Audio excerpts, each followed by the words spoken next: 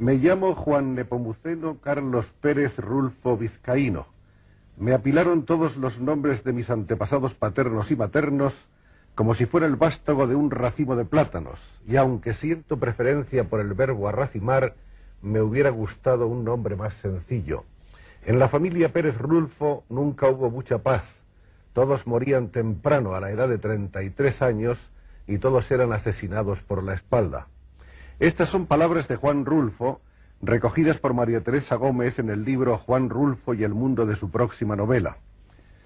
Nos hace muy felices tener aquí al gran maestro mexicano de la novela, uno de los grandes de la narrativa contemporánea, y sin acaso, uno de los seres que escribiendo han logrado con un solo libro una reputación universal, el respeto y la admiración de todo el mundo y la consideración de un fuera de serie.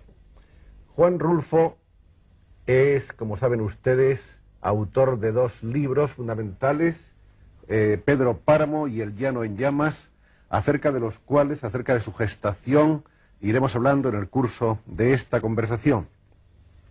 Vamos a empezar, si le parece a usted, maestro Rulfo, por el principio, es decir, por esa evocación de quiénes eran sus antecedentes familiares.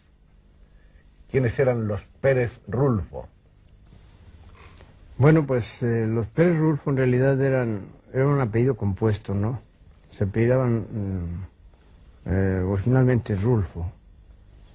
Ellos llegaron de España por allá por el año 1790 y se establecieron originalmente. Uno de ellos, el antepasado directo, fue monje de un convento.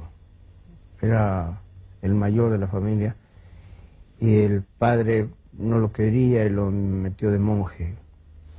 Entonces él se fue a México a un convento, de ahí se huyó y originalmente se llamaba Juan del Rulfo, no llevaba el apellido Pérez Rulfo.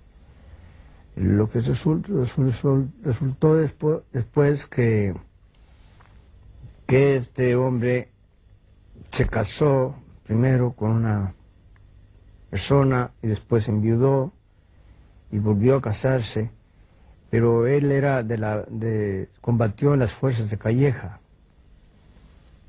que a su vez estaba combatiendo contra los insurgentes. Quizá fue el motivo fundamental que él se apropiara de ese Pérez Rulfo, ¿verdad? Porque era conocido como Capitán Juan del Rulfo en las fuerzas realistas. Y naturalmente que después él no quiso, vino la independencia y él trató de eludir el compromiso que había tenido con las fuerzas españolas, ¿no?, para pasarse al bando insurgente. Yendo ya a estadios más próximos, parece que su abuelo paterno era abogado, creo. Era abogado. Era sí. abogado. Y su abuelo materno, hacendado. Era hacendado, exactamente.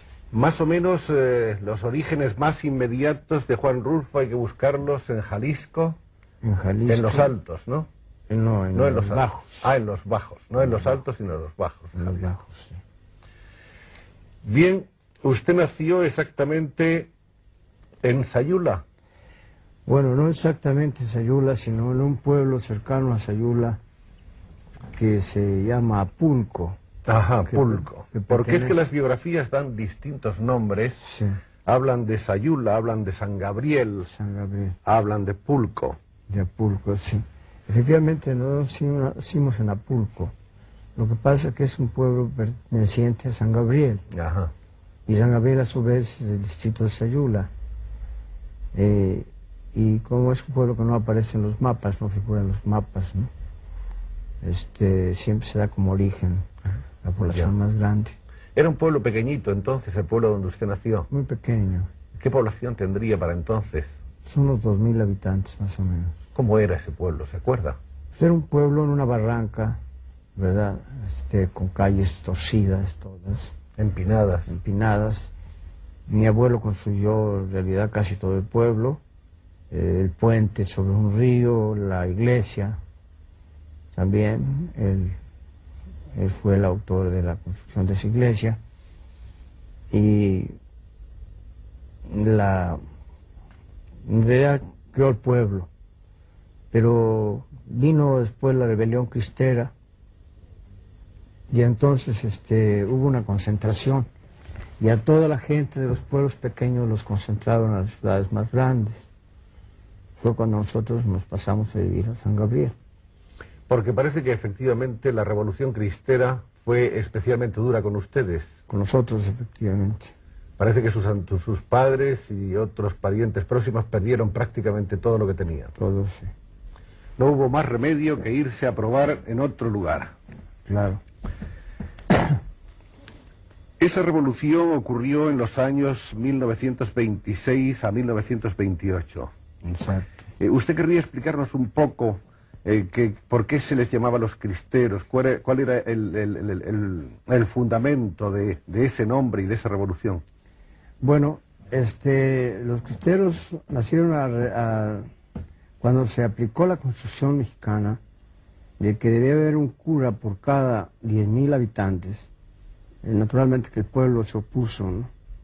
Entonces los sacerdotes cerraron las iglesias y dejaron el culto cerrado también. El pueblo protestó primero con boicots de distinta forma, después se levantó en armas, tomó las armas, se fue a defender lo que llamaban ellos la santa causa de Dios, ¿no? Y esta rebelión en realidad tiene un origen más bien matriarcal. El fenómeno curioso fue que las mujeres fueron las que hicieron la revolución cristera, porque el decirle a un hermano, a un esposo o a un hijo, no eres hombre, si no te vas a pelear por Dios, por la causa de Dios, pues era una ofensa muy grande, ¿no? Entonces se levantaron todos en armas. Esa zona en la que usted nació era una zona que en cierto modo debió de ir creando en usted ya un sedimento que más tarde veríamos en sus libros. Era una zona más violenta, una zona donde se producían saqueos, incendios, revoluciones, sequías, toda clase de fenómenos, digamos, caracterizados sobre todo por la violencia de la naturaleza o del hombre, ¿no? Sí, es una zona muy agitada y muy violenta. Sobre todo la cristiada creó el saqueo, ¿no? La cristiada se caracterizó más que nada por el saqueo, tanto de un lado como de otro. Fue una rebelión estúpida, si se quiere, ¿no? Porque ni los cristeros tenían posibilidades de triunfo, ni los federales tenían las suficientes los suficientes recursos para acabar con estos hombres que eran de tipo guerrillero, ¿no? Además, las mujeres tenían que luchar contra las mujeres, porque ellos, el motivo principal era atacar al hombre. Pero la mujer era la que surtía de parque, la mujer era la que almacenaba el armamento. Era la intendencia. Era la intermediaria entre el hombre y el cristero. Y